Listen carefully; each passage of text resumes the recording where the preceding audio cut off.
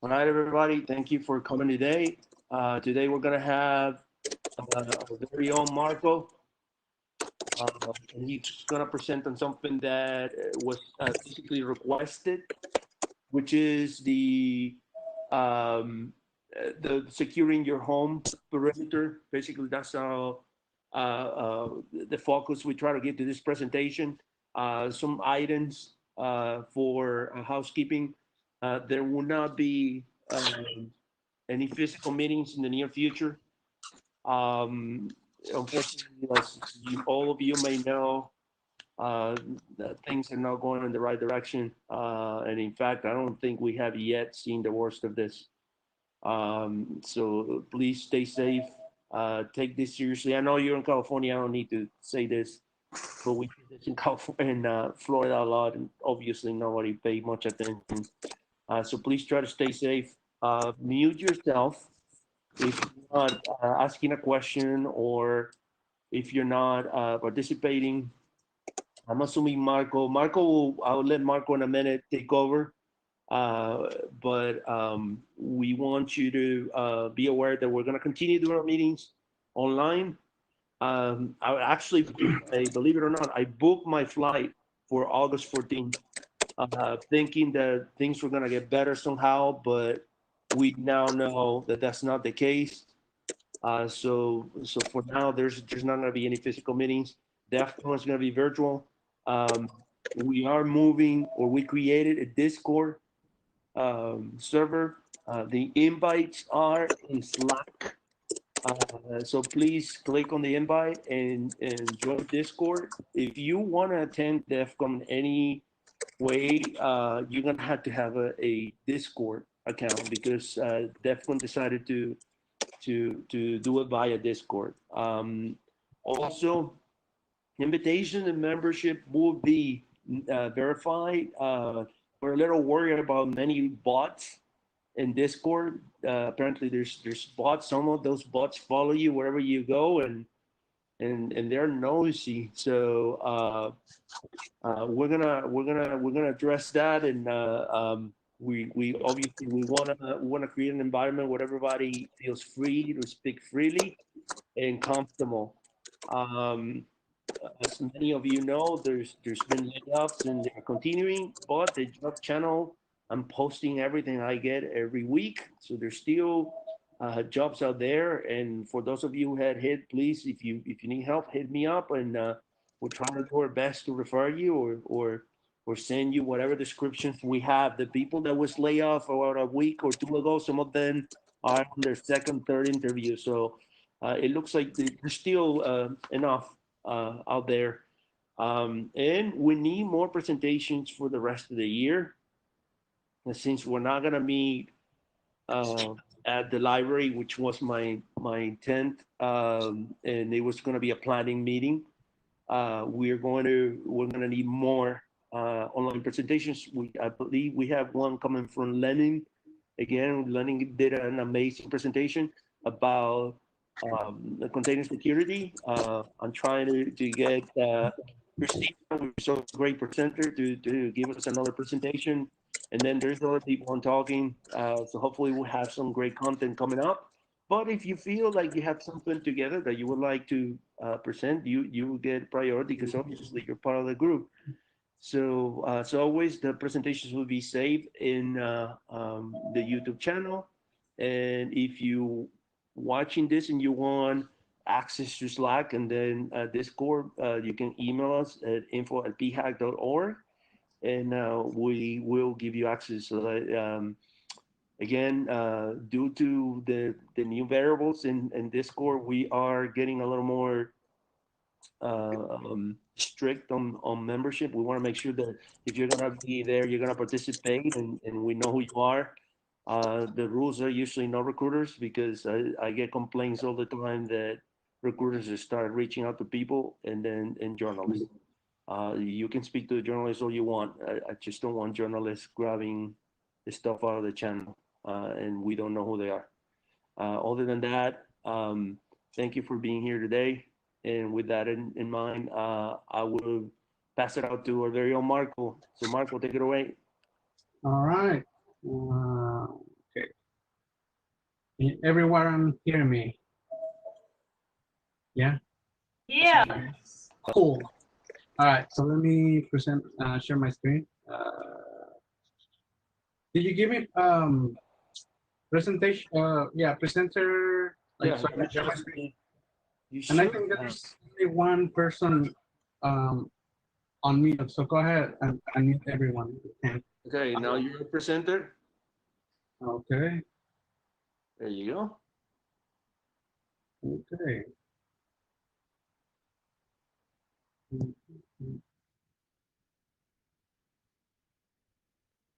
All right. Can you guys see my screen? Yeah. All right. Cool. Awesome. Well, thank you so much, everyone, for joining us today. Definitely not good times right now. You know, it looks like a lot of people, you know, or either relatives or people that you know of are either getting sick because of COVID, and in other instances, you know, for other reasons, but kind of related to COVID. So, but anyways, keep your, you know, be safe. And well, that's my first I wanted to say. Uh, so today I'm going to be presenting about how to secure your home. And I'll tell you in a second why I choose this title of Securing the Edge. So with that, I'm gonna go with my disclaimer that all my opinions are my own and they do not represent the opinions of my employer. Although I have to make an exception here, I will have to mention, and it's not a sales pitch or anything, but I will demonstrate something with one of my company's products. But with that being said, it's not a sales, really a sales pitch. It's just, you know, part of the presentation. Any questions, you know, contact me directly. So who I am, as you probably know me already, I've been in Pacific Hackers, aka Hack the Valley, you know, since it was created, and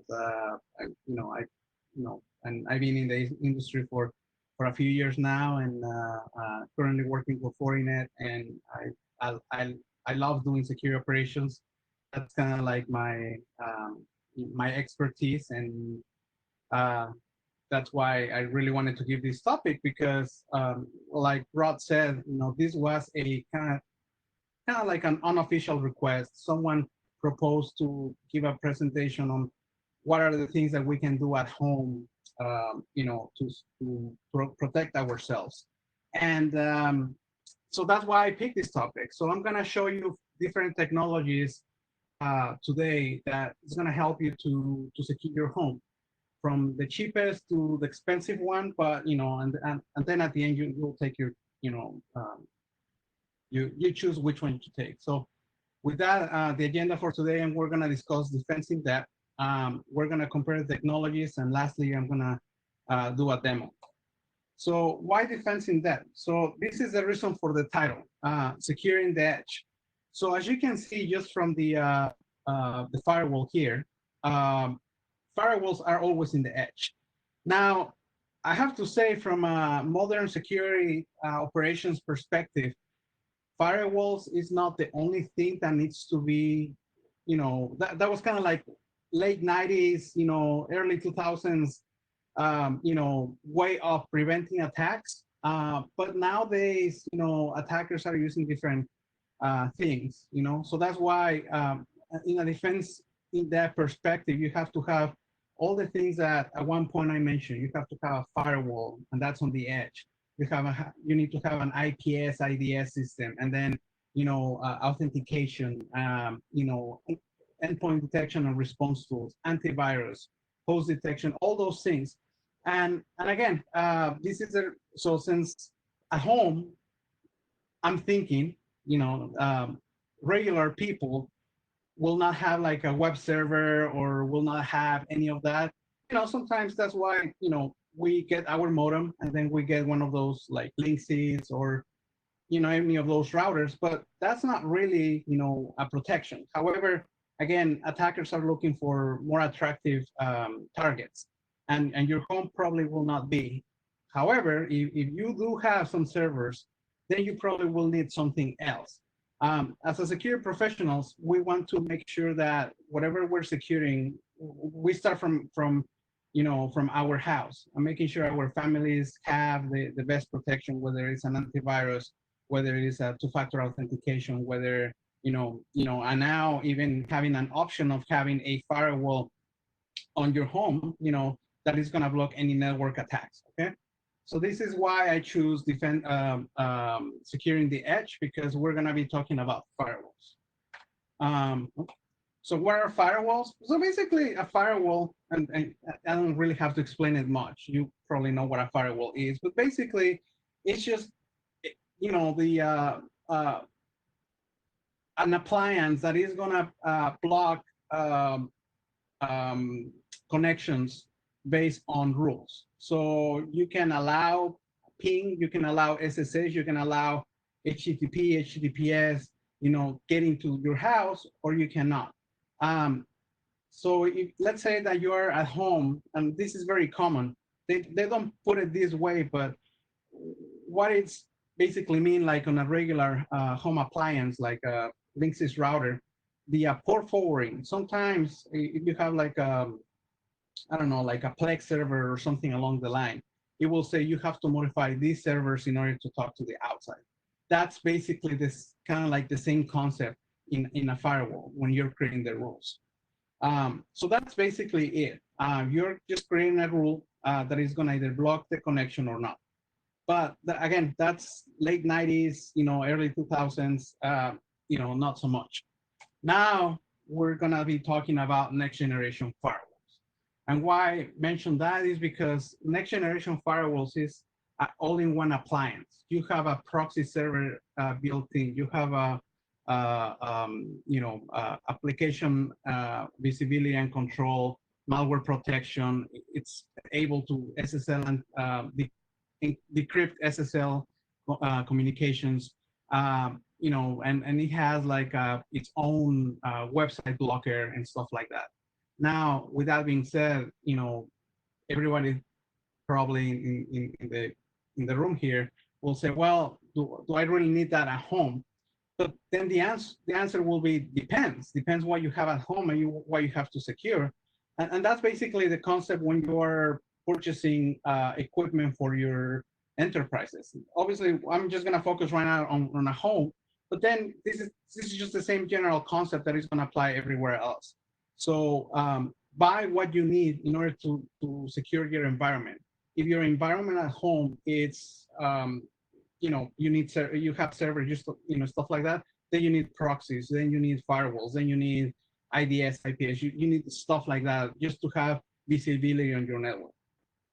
So with that, I'm gonna give you the options that you have, and also call it contenders, because I'm gonna guide you through some of these technologies, and at the end we're gonna choose a winner.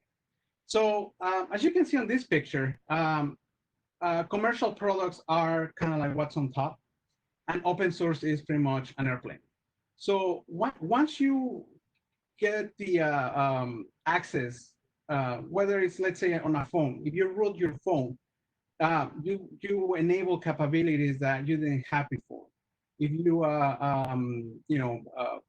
in this case, if we install a new firmware on your home device that is just pretend to do basic stuff, now we're gonna be able to make the capability of stuff like that. But just remember, with open source, and I think we talked about this before, open source it's very nice, but it's by any means it's not easy. You really have to know what you're doing in order to apply the concept. Otherwise, you're just gonna be unsecure as everybody else. So with this, you have three options basically. You have the option of being very cheap, almost free, and with that, because again, you can turn on your Linksys device, your Asus, your Netgear into a very sophisticated device where you're gonna be able to have not pretty much almost like a next generation firewall, but very close. Then we're gonna have the semi-chip, and that's basically installing, whether it's virtualized or whether it's on an actual box. We're gonna do, we can install pfSense or OpenSense. And then expensive, then you can buy an actual commercial product. such as a Fortinet firewall, Palo Alto firewall, Checkpoint. So with that, I'm going to continue with what's DDWRT. I'm not going to read through what's in here, but I'm just going to tell you from experience because I deal with these systems before.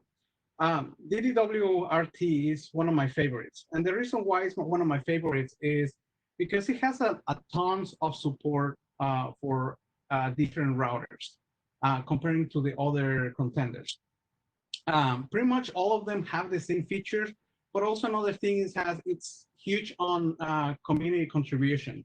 So if something's wrong or doesn't make sense, you can join groups on Facebook where they put questions and people respond to it, and it's very helpful. A lot of people are geeks are running DWRT at home for different purposes. Some of them have it at the edge. Some others, they use it as a wireless repeater or wireless access point or whatever the case is. But again, it's an open source product. It's a firmware that is open source. And one of the weaknesses is if you're new to this, one thing, you can break your device, which means that if you don't know how to do this, you will break your system. And what I will suggest, and just is read all the documentation before even applying something, because then at least you know what troubleshooting steps you can do afterwards. And then obviously with open source, not everything is updated right away. So you have to find until the manufacturer sends an update, and then the DWRT people makes a change and stuff like that. Next to it is Tomato, and Tomato again is just basically the same as the DWRT. I like their interface. I think they have a very clean interface, but again, one of the weaknesses is they have a small community. Not everybody uses that, and also the support for routers are not. It's not a lot. So that's pros and cons of it. Lastly, OpenWRT. OpenWRT actually was the precursor of DDWRT. Now, just like any early Linux distributions, they don't look good. They look, pretty basic, not fancy colors, not any of that. But just like any Linux distribution, you can make anything out of it, So again, some of the weaknesses here is it's not as user friendly. You need to spend a lot of time just to get that going versus the others. They're actually, the GUID's easy to handle. So, and also they only support few routers. Now, I will have to say this because I know someone's going to ask. OpenWRT, you can actually install OpenWRT on a Raspberry Pi, and you can have your portable firewall, every time you travel. Well, not right now, but when you start traveling again, you can actually have your, on a firewall on a Raspberry Pi. Versus DDWRT and Tomato, they do not have the firmware cannot be run on a Raspberry Pi. Even with the new Raspberry Pi 4 with 8 gigabytes and all that, they still have not have a support for that. Not that I am aware of. If you know and you think we can do it, then please let me know because I have not read about it. So again, these are the three contenders when it comes to Linux firmwares, and I will show you in a second, on the demo how they look. Now let's talk about the other options. pfSense again, it's based on FreeBSD, and it was a very good project.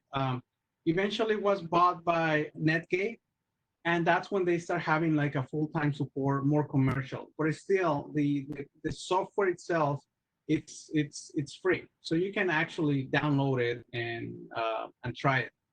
Again, I'll show you a demo.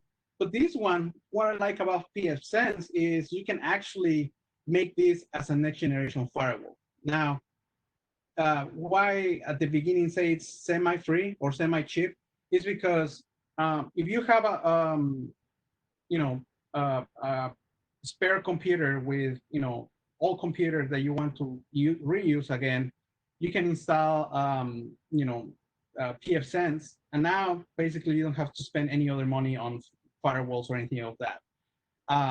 However, if you don't, then you have to buy a firewall. And actually, well, I'll show that in a second. Um, you can buy a bare bone and go from there. OpenSense is the contender for pfSense, and the thing about this is like it actually has a better GUI than pfSense, but basically what they're trying to do is copy what pfSense is. Actually, OpenSense was because it was built with pfSense code. They end up changing 90% of the code, and but still the code might be different, but the features are the same. So you know, figure out what's going on there. So for me, the winners, and I'm not gonna go through the FortiGate because I'm actually gonna show it in the demo. Here are my winners. The cheapest option will be going for a DWRT because it has more support for different routers. Semi-cheap, obviously I will choose pfSense because you can do more stuff with pfSense. There's actually more support from pfSense, and if you actually get a firewall, it's actually very cheap from Netgate. You can actually get 24/7 support from them and stuff like that.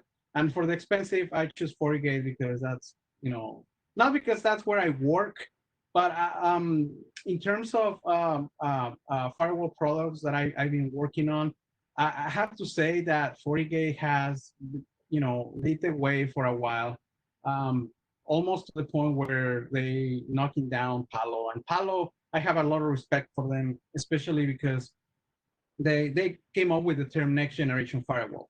After Palo came up with that term, then a lot of companies like Checkpoint, Fortinet, Unipairs, and all those, they started coming up with the next generation. But for many years, Palo was the only one doing a straight next generation firewall features.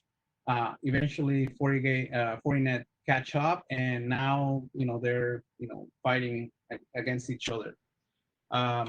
So now I'm gonna go with the demo. So let me switch here to this part. So what I have here is I have a Netgear. So this is just a regular, I don't know if you can see it, hopefully you can. This is just a regular Netgear device. It was an old device from 2015. So I'm going to take a look at the actual um, features. So Netgear, just like Linksys and Asus and others, they're trying to come up with features that to make it easy for users to use. But again, that's pretty much saying that's kind of like the same comparison as an Apple device and an Android device, where here you have options to to do basically the basic stuff, versus on an Android you have you can do customization. Again, this is just the straight up um, GUI from Netgear, and again, it doesn't look bad. It has some features that you can use, stuff like that. But then let me show you here, and let me change cables. Marco, do you think you can size? Let me see.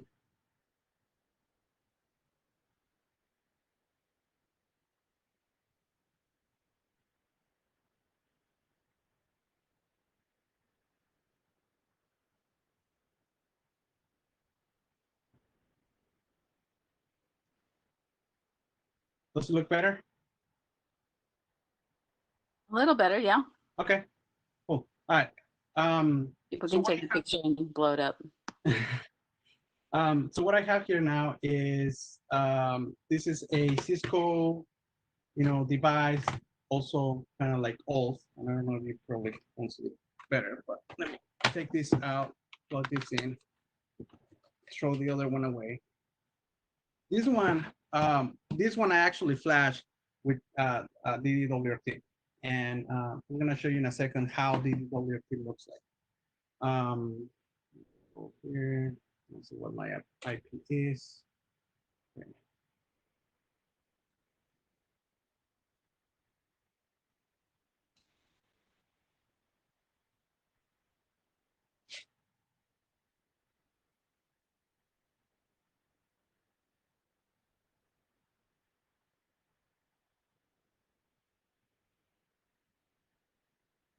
This is the part where I was, hoping it doesn't crash because that was the thing with DWRT. Sometimes you have to like, sometimes it works, sometimes it doesn't. Uh, uh, Majority of the time, it does work. If it doesn't work, I'll try to do something else, but hopefully it will work. Here you go. So this is what DDWRT is. Um, if you start going just through the setup,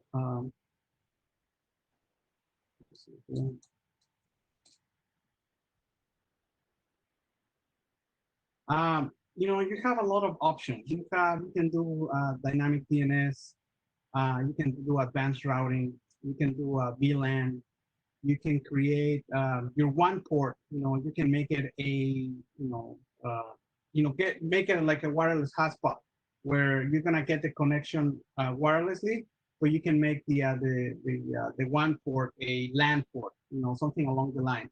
Um, you set up your VLAN tags and stuff like that that actually gonna work with the other whatever the protocol is. I don't recall 801 11EX or something. I might be wrong with that. Sorry, but basically it's a protocol that networking manufacturers use for. Um, let me zoom in here. Hold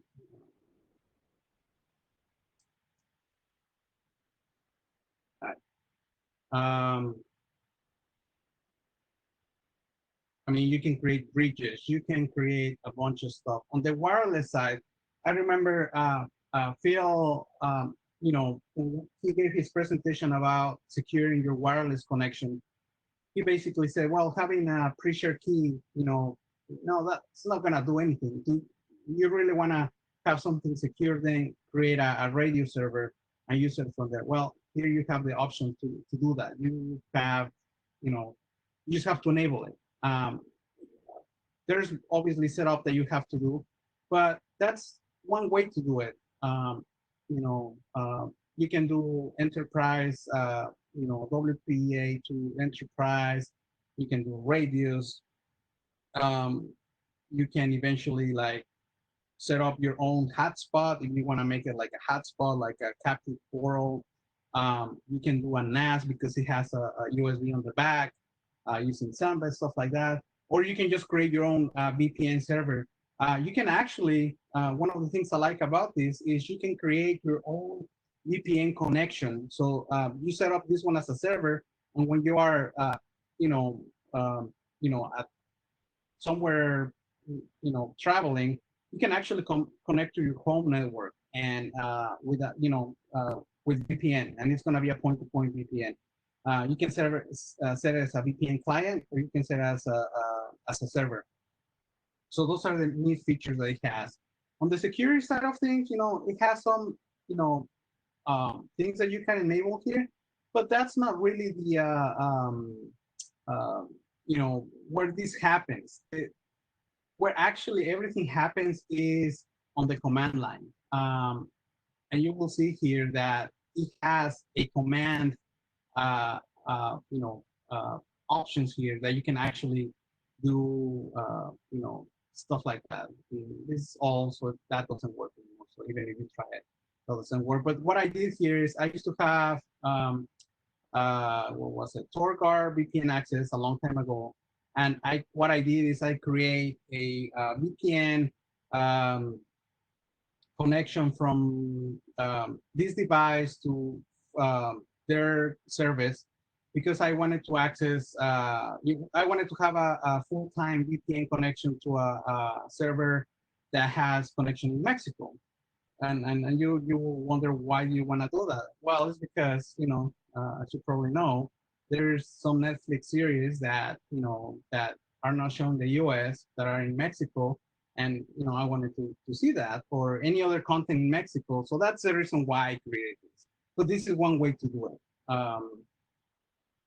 You have the option, again, this is just, you can create your own policies here. You can create, you know, jobs and stuff like that, NAT, QoS, administration. But again, that's not the beauty of this. The beauty is when you actually start going through the tutorials. This is actually the tutorial for actually setting up your firewall. So if you go to DDWRT or go to forum.ddwrt.com, go to the wiki section, and here it gives you a good explanation on how to do all that. One of the things I was using it, and that's the reason I have multiple devices. I have like 4 of them. One was my VPN connection, direct connection. The other one was a VPN hub. I'm sorry, a wireless hub. So basically I didn't have any near connections and I wanted to go wire. Well, I connect everything through through there and work. This is just the basic tutorial, but then also there is advanced tutorials. If you wanna block your your ad, create like an ad blocker. There's an ad blocker you can create using stuff like this. It has a proxy server. It has a bunch of stuff, but it's really up to you what you want to do out of it. It's again, I can stress that enough. But again, this is how it looks on a DDWRT. And that's basically the option for this. And this is a Broadcom chipset. And actually, the ones I mentioned, OpenWRT, DDWRT, and Tomato, they are based for, or they're made for Broadcom's chipset. So that's one thing I wanted to mention. So the other thing I wanted to show you is pfSense. So pfSense, like I said, you can make your own firewall, next generation firewall. Here's what it's from this is an actual VM that I created. And if I actually click here, so let's say that you have a box. This is what's gonna show on the box, nothing else. You actually have to connect to a browser in order to access the default. Here, there's a few things that you can do. You can enable, change the factory or reset the factory default, change the passwords, assign interfaces, enable secure shell, stuff like that. But actually, if you want to start doing other stuff, this is where you do it. So if you go to the Packer Manager here, here's the available packets that you'll be able to install in a pfSense. Again, you have HA proxy, you have Nmap, you have the Nmap, you have NTOP NG, OpenBDD, PF Locker. Again, if you want to block your ads, at home, you can do that. There's other ones here. So again, the list goes on and on. Now for that, again, you can do it virtual, or let me show you here. Oops, my camera blew away. My bad.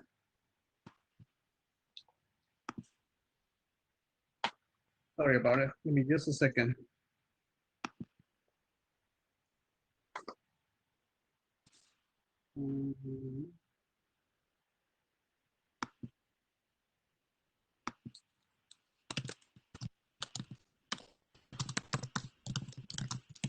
I don't know who's on mute, but I can hear you typing. Oops. It's Diane. All right. Yeah. Marco, I'm just curious. Is there anything like groundbreaking new in firewalls these days, or have they kind of just really been the same features? Well, again, the new thing is next generation firewalls. Who has the best generation firewalls and who can do more? That's basically where we at right now. And actually, I'm going to show you once I show the Fortinet version. So this is a box I created. Actually, not created, but I bought. And as you can see, it just has basic stuff. You have your two ports, one for one for LAN, USBs. It has a serial port, and that's it. It has 4 gigabytes of RAM, and it has 64 gigabytes of hard drive space. I mean, honestly, only you need like 1 gigabyte to run pfSense on your computer or device.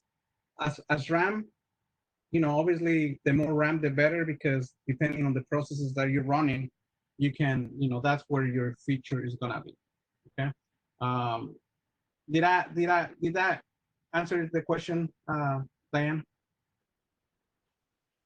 I'm good. Yeah. So again, the list goes on and on and on. Next contender will be a actual FortiGate, and let me show you what a kind of like a small home device FortiGate looks like.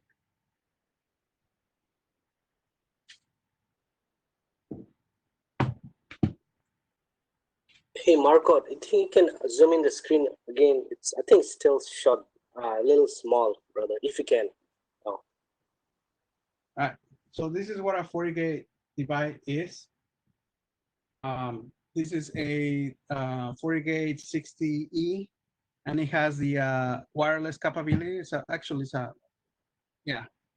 So as you can see on the back, the neat features of this is like you have your. I'm sorry if it's gonna look kind of weird, but you have your one port, you have your DMC port, and then you have ports 1, 2, 3, 4, 5, 6 plus it's wireless.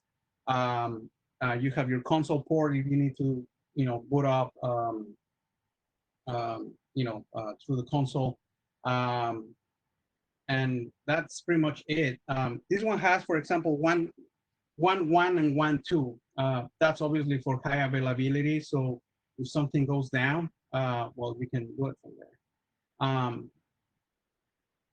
Let me zoom in on this one.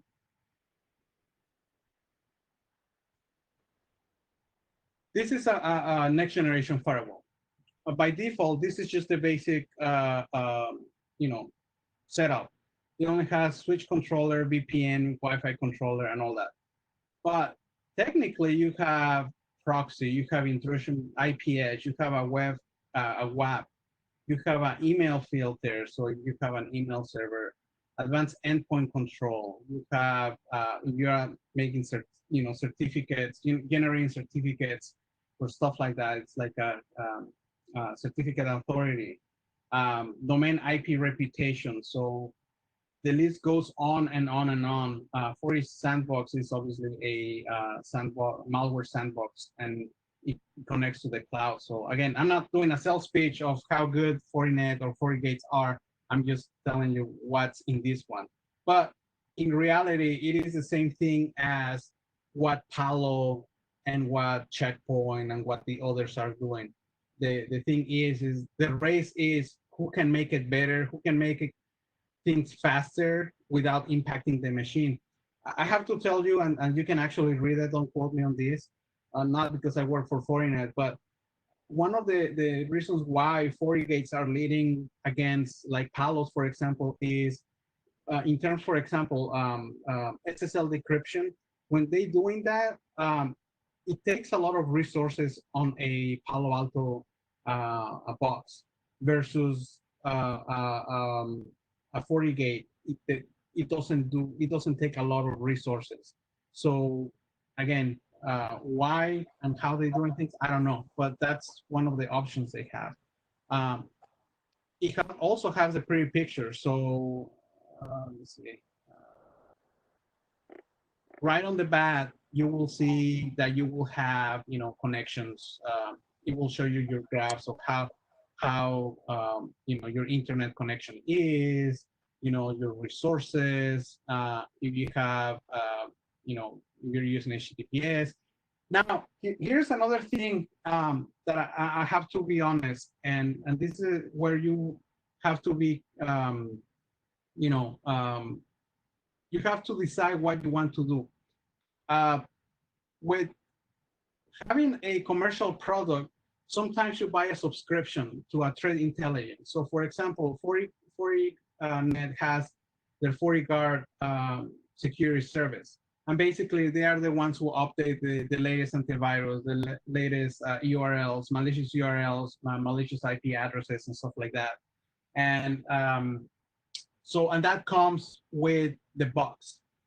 Sometimes you have to pay a fee, but one of the things is that Fortinet has a really cheap subscription.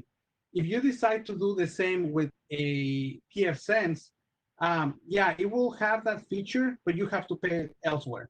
So just remember that having a firewall just by itself, without having the latest updates or the latest, trade intelligence updates, it will be worthless because every day there's something new, and that's what we have to do. And these companies, that's what they do. They collect that information, and they, basically provide it to their paying users. So then for this, you have to get a subscription somewhere to get that type of report. It can be done, but again, you're paying. So when I said it was cheap, then probably it's no longer cheap because then you still have to pay something. The DDWRT will not have that feature. There's some options, and I don't remember which tab.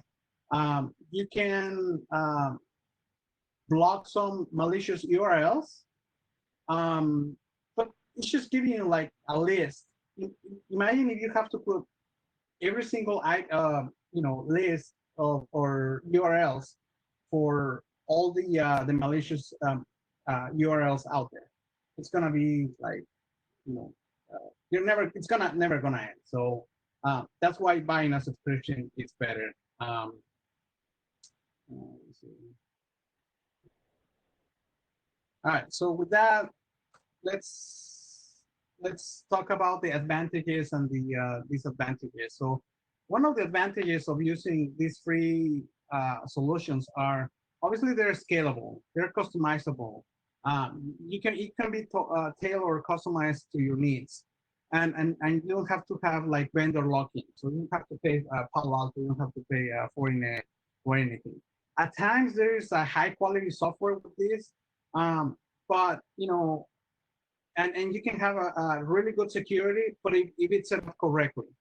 Well, one of the disadvantages is even though these pfSense and DDWRT are kind of like security products, the security is turned off by default. So it has actually they don't have a password when you use them the first time. You have to enable like HTTPS in order to access them. You still have to buy the CTI subscriptions. They're not easy to set up. You need equipment, regardless of how you're gonna get the equipment is your choice. For DDWRT, I will say, if you don't want to screw up your device that you currently have, go online, or actually, well, kind of hard because before I used to go to like the pound shops or the thrift stores, and there's always a section where they have these devices, and that's what I used to do. Just got those devices for $5, and obviously you don't know if they work or not, but come home, plug it in, start working on them. Boom! Now I have a $600 machine. I only pay for $5 for it. But then again, it has a lot of bugs. The equipment, depending where you get it, it's going to be costly. Maintenance is always going to be costly, and this is why I said maintenance, because it's your time. Same maintenance and training.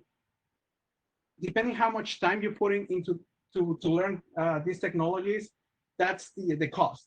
Because maybe instead of going for, you know, somewhere, well, now you have to sit down and learn how to, you know, set up these devices and stuff like that. So that's where the cost comes in. Not really like a monetary cost, but it's more of, you know, of you. These are my references. I'll share that if you want them. And I this was it. It wasn't like a long presentation, but I wanted to, you know, if there was something that you wanted to talk about it, or you know, I was, you know, I can answer any questions now. So let me see. Hey Marco, this the white 49 box you have on your desk right now, something like that, how, or even that particular piece, how much would it cost? Hey Rod, how much you pay for it? I'll pay around $700 to $800, and that included 1 year of subscription. What Marco said is very important, and this is a cautionary tale for some of you. If you think that, you know, the first usually the first thought is, oh, let me go to eBay and buy it used. Well, the problem with that is that when you check with the provider, that serial number is probably registered. So they may choose or may choose not to sell you a license. That happened to me with a Panda Ice, by the way. They told me, we're not going to sell you service. You need to buy a new one. So I would say that the best way to go about this, if you want to buy like a commercial brand, I bought the 460E. It's an amazing device. Yeah, this is this one right here. The same one. Exactly, and actually, I can tell you also another personal tale. The first night I installed it, I freaked out by seeing all the connections that I was getting. I used to have uh, a Nighthawk, and I think that Nighthawk was compromised, in all honesty. So once I started seeing all those weird connections from Russia and other countries, I pretty much blocked them off, and it's been better for me, to be honest.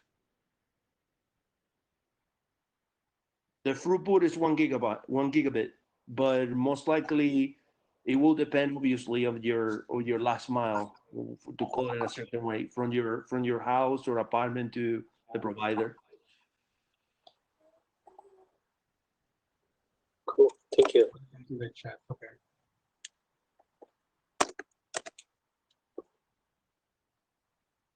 Um, I guess I'm just going to read the questions. Um, so Phil asked about the PFSense hardware is actually good. It is. It's actually not too bad, and it's not too expensive. So if you look on their products, you start with this very small one, and also, not, lately they have their own cloud version that you can install on AWS. So still, if you're gonna host the stuff on AWS, the Google Cloud, and stuff like that, you can actually put a PFSense, and you have to pay a subscription. This one obviously is a small device, but you know, it really depends on you know how much you want to spend. If we go to like Amazon really quick, and I think I had some. So like yeah, let's say for example, you can create your own box out of this. This bare bone device, you know, costs $51.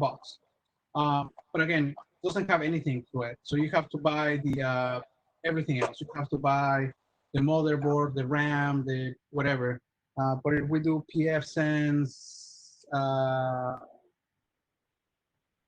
firewall mini PC or something, then it starts giving you some of the stuff. $300, $206. Let me see if I can. It, you know, it really depends. This one is just, you know, $200, LAN and WAN. That's it. I don't think it has anything else. 16 gigabytes of RAM, of hard drive, 2 gigabytes of RAM. Yeah.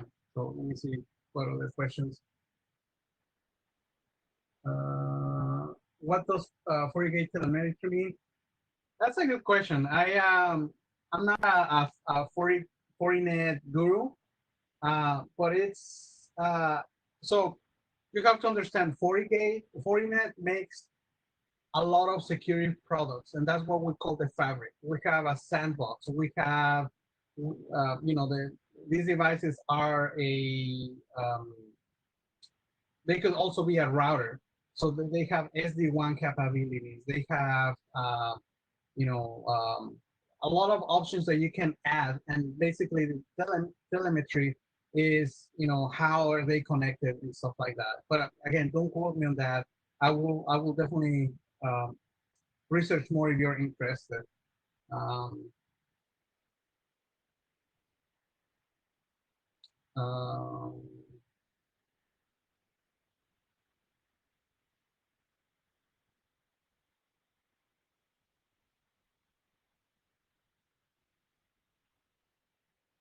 okay.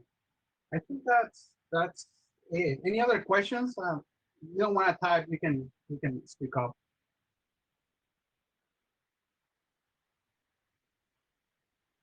Well, the deal from Amazon, which I highly recommend, gives pretty much everything. It gives you applications. It gives you antivirus. It gives you look it up right there, um, Marco. Look up the Fortinet 60E, and they might see the same deal I got.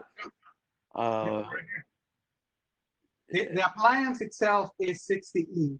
I'm sorry, it's 487. right, exactly. But again, a box without subscription is just another box on your environment.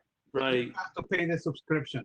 Um, um, Can you do a Control Plus so we can all see the subscriptions because they're enumerated. There you go. right So, here, 24/7. yeah, that's the one I got, which I think is 800. The top right is that 24/7. No, I didn't get that one. I think I got the I think I got the 8 to 5. That's the one I got. Now, again, not a sales pitch, but if you get a device, just a device, it gives you 15 days of everything for free. So you can try it, and if it doesn't work, then you can actually return the device, and you don't have to pay for it. But at least you're able to see what how does it work and stuff like that. The one I have at home it's just a let me see.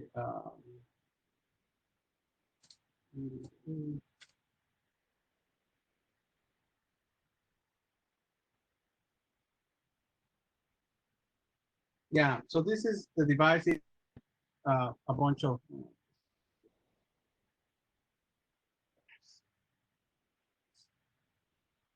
this is the actual device, and this is uh, basically at home.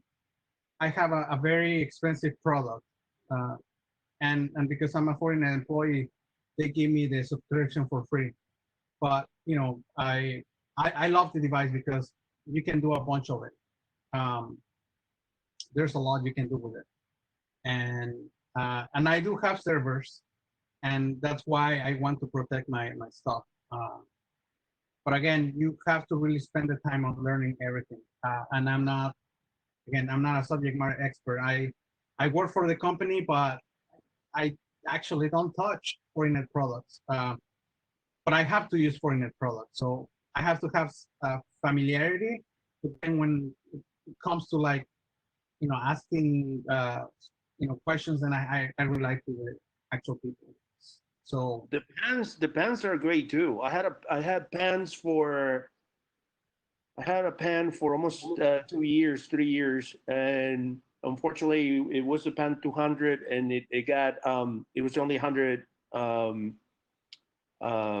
speed wise, and it was not good enough for WAN. But the pans are great too. The thing is that it's the cost is way higher.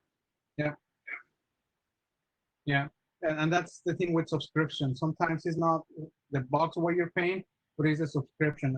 40 guard subscription is way cheaper than Palo Alto's, and that's why a lot of companies are including the government. It's going Fortinet and leaving Palo because of the cost. Yeah, so that's a good point. Okay. Any other questions? Like, can I get discounts? Unfortunately, not. Uh, that's one of the things that um, I wish I could do. In fact, for me, I can only get one discounted device per year, but I cannot, like, because obviously everything goes by a serial number. They know where I purchased it or who purchased it. And if I, let's say, you register it and it doesn't match with Marco, then they're gonna come back to me and say, hey, how come you have that? So they pretty much say it as you sold it for to make money or something, and that goes Right. the stuff. So Right. That's why I said that I made the comment that I highly discourage that you go on eBay, for example, and buy a used one. That it will cost you double. I have a pan that I never use because they will not activate it for me. one of the questions here: how often you should replace a firewall? Well, kind of like what Rod said. If it is for a enterprise, obviously, technology. There's new technology out there every time. So I will say do a refresh every 3 to 4 years. As long as the or if let's say the box is not gonna get any more future upgrades or upgrades in general, then at that point it's time to move on. It's kind of like Windows 7 and Windows 10. Well, you have to move out of Windows 7 because there's no more support for it. So at that point you have to buy a computer with Windows 10. Same concept. But for the most part, again, not talking for all the companies, but at least my company, they they continue upgrading even older versions, and that's actually very interesting. Here's the reason why: because there's a lot of companies out there uh, that are our customers that might not have the money to buy new equipment, or for whatever reason they cannot upgrade, and they need to keep their old FortiGate, but still they need to have the latest patches and stuff like that. So Fortinet actually um, creates patches for all their firmwares. So like right now we're on 6.4. They still make for 6.2. They still make for 6.0.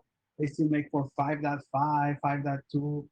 I think I've seen it all the way to like 4. I mean, obviously there's a break where they, basically they will not continue doing it, but for the most part, it's very they patch it, regularly. So um,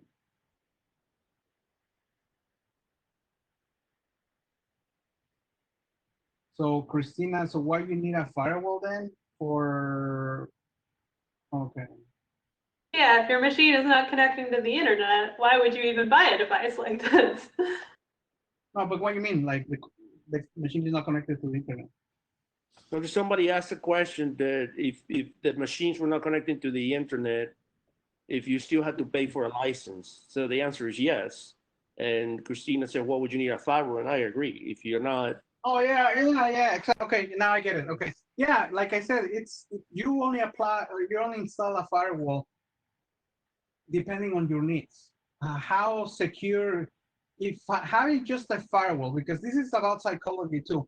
If you think that, and let's just take it for any other security, physical security products. If having a not a webcam, but a camera in your house, like one of those rings, will make you feel safer to live, to live in the neighborhood, and that's a security, something that you're applying, to secure yourself. If buying one of those locks that cost very expensive versus a $50 lock will make you feel more safer at home, then do it. So same concept with firewalls. If you are gonna be surfing the net and you think that someone is gonna be compromising or your network or anything like that, then maybe it's time to install a firewall. But if you don't really care about it and you only use the internet for YouTube videos, any of that, and maybe you use a VPN subscription somewhere else, then at that point, no, you don't need a firewall at home. Again, it's only depends on your needs and what you're trying to secure. And what Alex is saying is also valid. If you put yourself into this, you don't need really to buy a branded device. You can do your own pfSense, and like Alex says, he has Snort. That's the kudos to you, because it takes a bit to learn Snort and to maintain it. Yep. And pfSense, for example, has that I think has that hold on, where is it? One of the applications is for Snort, I believe, or Suricata. Let me search for it.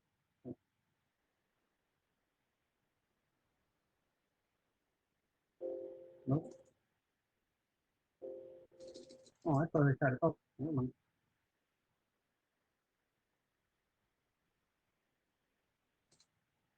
Here you go. So pfSense that has that application that you can install, and you can create your own rules for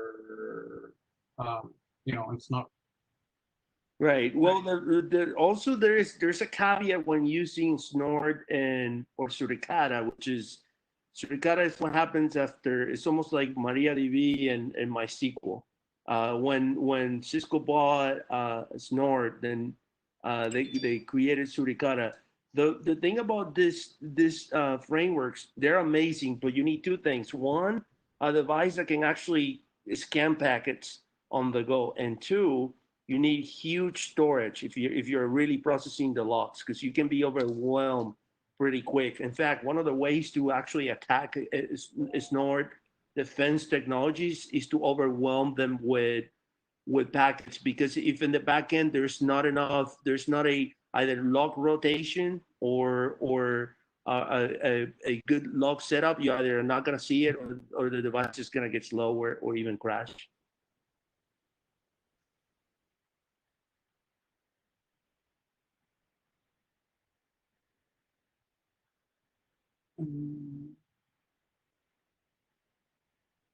let's see.